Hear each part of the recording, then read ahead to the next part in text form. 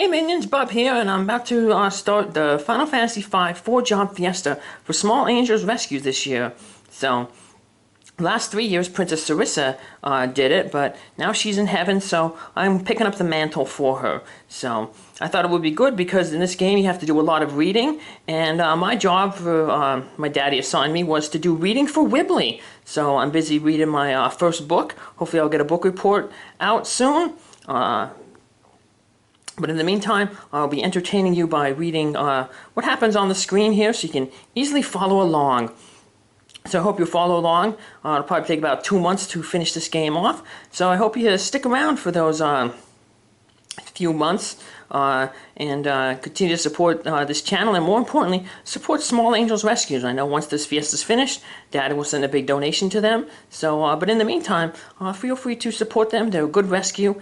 So, now it's on to the Fiesta. Bye! Hey everybody, that's Bob here, and I will be running the Final Fantasy V Four Job Fiesta. For the past 3 years, Princess Sarissa has run it, but she's up in heaven now, so I have to take up the mantle. So this was my first time playing this game. But Daddy did explain what I'm going to be doing in this game, so I'm just going to repeat what he basically told me. Basically what he told me is, this is basically a challenge run of this game in which I am limited in the amount of jobs that I'm able to use. Specifically, I'm only able to use 4 jobs, one from each of the different crystals. So for the Wind Crystal, I can use a Knight. From the Water Crystal, I can use Red Mage. From the Fire Crystal, I'll get a Bard. And from the Earth Crystal, I'll get a Samurai. So I can only use these jobs. I have to have all of them in my party once I get them. Until I get my second job, the Red Mage, everyone has to be a Knight. Then once I get the second job, I can have any number of Knights, and at least as long as I have one Red Mage, or any number of Red Mages as long as I have one Knight, and so forth and so on, until I'm using one Knight, one Red Mage, one Bard, and then one Samurai. I can use the jobs, the skills that these jobs learn, with another, so I can have like a Knight with a Samurai ability, or a Samurai that can sing like a Bard, or a Red Mage that can use swords like a Knight. But I can't use any abilities from any other jobs or skills from those things, so that's where the challenge comes in. So this game is kind of considered normally pretty easy. People in Japan have beaten it, and in America have beaten it without gaining any levels, just because some of the abilities that the jobs give are so powerful. So that we're limited in our jobs. That's where the challenge comes from. So we're going to start a new game here. As always, Daddy said I have to play for a rescue. So this year I'm going to be playing for Small Angels Rescue. So I'll be naming my hero, the main character, Bart's Angels, after that rescue. Last year you saw there's my group there was Tiny Toe's Rat Rescue. So I named the guy Tiny Toe.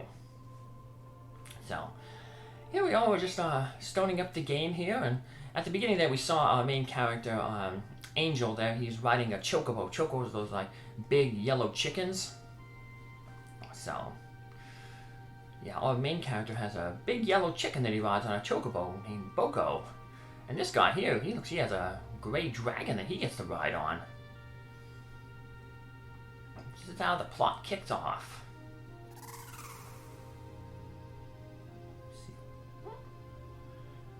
Father! Do you really have to go?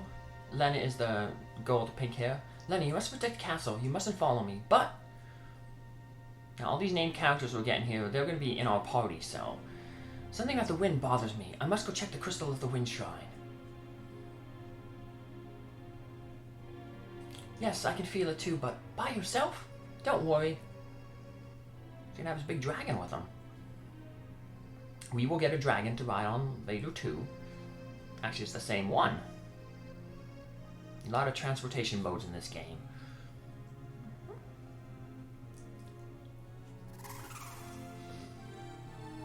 The king takes off. So, if you enjoy any entertainment from this, feel free to check out the link to Small Angels Rescues. I'll be posting it in all the videos. And give them your support. So any little bit helps. your smallest bit can help a big deal when a lot of people are contributing. So hope we can reach out and help this rescue out as our heroes here attempt to help the world. Here's another one of our characters that will join our party. You notice her hair is flapping in the wind, and it'll suddenly stop, signifying that, hey, something happened to the wind. The wind stopped. I'm using a new translation this year because we got 3 years in already and 3 more to go. So I figured just change the translation up. This is the fans translation. The one I've been using before is basically a copy-paste of the Game Boy Advance, or the official translation that came out. The wind, has something happened to Father? You saw that old guy with the beard. He's another one of our party members who we'll get. And now we're finally going to be introduced after this little scene here in the crystal room to our final character, who we will have the chance to name. Yeah, you're only allowed to name one of your characters in this game, so I always name it after the rescue that I'm working for, so. And the crystal is shattered.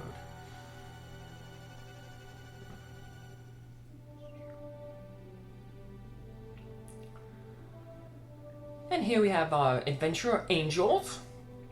He was the one at the beginning of the game. There's this little choco, that chicken there. And he's a responsible adventurer because he's going to put this fire out. Smokey the Bear would be happy. Remember, only you can prevent forest fires. I don't know if Smokey the Bear's still around or not. I'm sure he is somewhere, but don't see him much. You know, my dad said when he was growing up in the 80s, there was a lot of those commercials with Smokey the Bear preventing forest fires. There was a big meteor. Going with the Mode 7 graphics of the Super Nintendo. And that meteor comes crashing down near where our hero is. So naturally, he's going to want to check it out. Adventure is calling, so. So right now we're on our Chocobo, Boko. There's not much we can go. If we try to go to the north here, you see it blocks us off, dead end. The Chocobo can't cross the water. You can cross like small water, like rivers, but the actual ocean there, he can't walk on. So here at the Meteor of Tycoon, Boko, wait here. So we know this is somewhere around some place called Tycoon. We're gonna go check out the meteor. Uh-oh, got some monsters over there. As always, I'll be 100%ing this game, so I'll be counting all the monsters, getting all the treasure chests in the game. So, here's our first monster, goblins. These actually have different stats than the normal goblins. You'll notice they give different experience. So I'm not going to put the stats for these guys out. But in future battles, when a new monster pops up, I will put out its stats. Since I can't steal in this game, I won't be able to put what their steals are. But I'll just put like what they drop, their experience, their hit points, any special attacks or abilities they have. So, are you okay? Yes. There's that pink-haired girl whose father went to the Wind Shrine. Thank you very much. My name is Lena. And you are? And here we get to enter our name. We're going to change it to Angels in honor of Small Angels Rescue. And they rescue small animals like mice, rats, guinea pigs, gerbils, basically like the pocket pets. There we go, we have Angels. And we start off. I'm Angels, journeying with the Chocobo to nowhere in particular. Angels. Oh. There's the meteor. This thing suddenly came blasting from the sky. The blast sent me flying, and I fell unconscious. Is it a meteor? A meteor? Might it have something to do with the wind stopping? Good lead as any. Thank you so much. I wish I could repay you, but I must hurry. Hey, wait a second. Did you hear something? Huh? Uh-oh.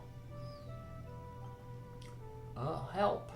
Notice in the meteor there's that one spot that's kind of colored differently. It's a little lighter. That'll be important later on in the game. We're going to come back here later. But for now, we want to head up this way. And hey, it's that one man who we saw. Are you alright? Where am I? Oh, my head.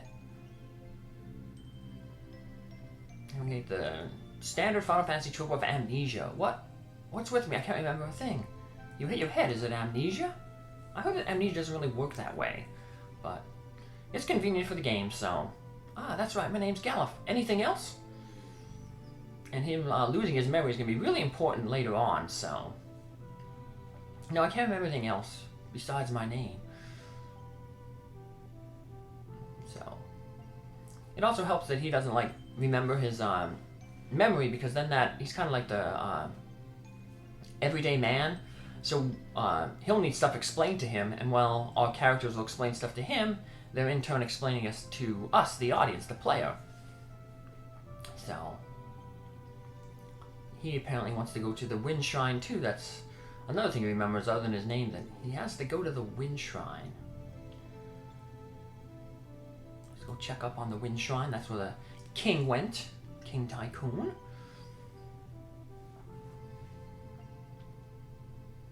Thank you so much. Goodbye. Farewell. But before we head out, there's a treasure chest that we want to get here. We can't have thieves in this game because we had them last Fiesta. Thieves have the ability to see secret passages. I'll be pointing out the secret passages though, but there's a secret passage right here under these trees. And we walk there and we get a Phoenix Down. What Phoenix Down does is it revives a character who gets knocked out in battle. In battle you have hit points, which is how much damage you can take. And if that hits 0, then your character falls unconscious. And you have to revive them by either casting a spell or using one of those Phoenix Downs on them, so... Now we get back on our Boko, and we don't have much where to go, but we're going to head to the north. That's the only place we can go. We can't walk around that meteor. And Boko's going to lay a guilt trip on us. Oh, Boko, don't stop so suddenly. Why are you giving me that look? Walk, walk, walk. I know, there's an old man in the goal, and there are lots of goblins around here. Got it, Boko. Goblins are basically the imps of this game. We saw the imps in Final Fantasy 1. First enemies we run into, they're usually weak, but they come in large packs, so they can't overwhelm you. But here they're just going to come in groups of 2, and we're more than strong enough to handle them, so... Right now, we're just in the freelancer job, which is basically the no job job, and we can only use fight and use items. Eventually, though, as we get jobs, we'll have like special abilities, like the knight can defend to reduce damage, like samurais throw gil, red mages cast magic, bards sing. And we'll go over each of the jobs and how to use them when we get to that point. So. The game keeps it simple at the beginning here by just limiting the amount of commands we can have by not giving us a job. So, but we don't play the game too often, too long under these conditions, so we'll be getting our job fairly shortly, so within about half an hour of the game starting, you'll end up with your first job, so. There we are, we rescued the Lady Lena and Galuf. Hey. Hey, angels. Thank you so much. Ah, stop that. Angels is the kitty downstairs who my dog likes. They're friends. They hang out together sometimes. The meteor shock collapsed cliffs and made the ground split. And now the road to Tool's been blocked. Tool World is a town. Like other Final Fantasies, you know, you have a world map that you wander around in, and on the world map you can run into towns and other places to explore and adventure and do side quests and stuff. So we'll be doing all the side quests because, like I said, 100% in the game. So you know what? I'm gonna go with you. What? Really? Yeah. My dad. He said for me to travel the world and see things. And besides, the wind's calling. Say what you want, but the truth is that you just want to be with this girl. Uh-oh. Gal's been awake the whole time, and he's been listening in on us. Sneaky guy. Hey, you were awake. Of course I was. Gal's listening in on the whole time. So, now they're both going to join our party, so we're going to have a group of 3, but the road has been blocked. What will we do? Well, a new road will appear. Remember there was no road up here earlier? Well, now we'll see there's actually a cave here now. Once again caused by the landslide and from the earthquake following the meteorite strike.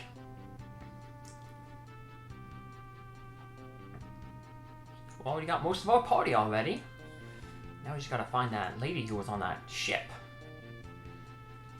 Alright, so let's head up to the north here. Remember it was a dead end earlier, but now there's this cave here, so let's head on in. Unfortunately, we're gonna have to leave our Chocobo Boko behind. A cave in such a place, it must have been formed by that earthquake. Boko, it's dangerous ahead. You've got to stay back here.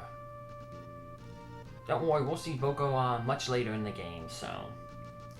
Now, first thing we want to do when we do this here is we want to take Angel's sword away from him and give it to Lena. Lena is faster than the two male characters, so she's going to go first in combat. So we want her to have the sword because she'll do the most damage that way.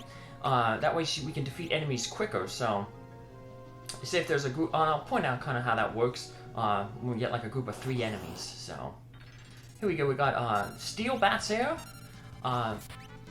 So Lena would go first, and she can take out a steel bat, and then Angels and Galuf can team up to take out the other bat, and then Lena could finish off the crab, the Dero crab there. So we finished a round in basically like 4 rounds of combat.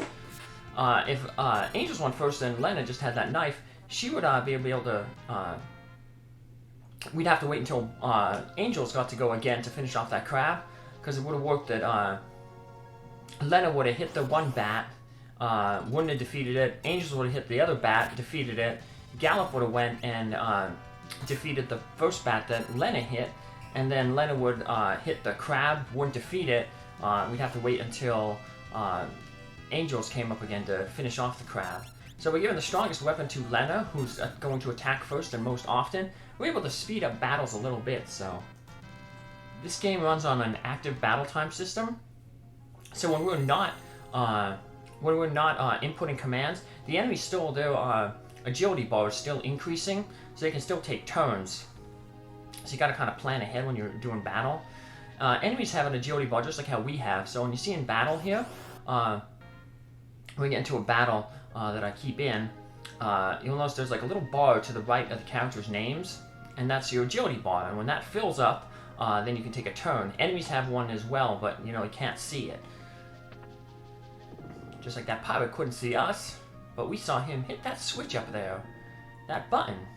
That'll be a mechanic used throughout the entire game. Sometimes you'll see these little buttons, and you'll have to hit them to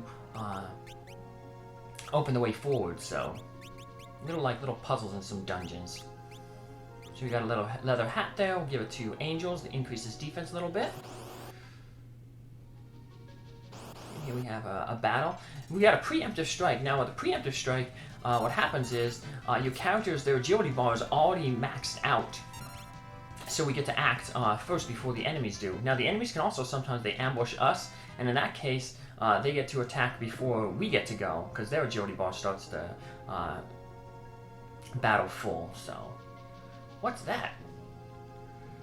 Oh, we've got a ship and it's moving, even though there's no wind.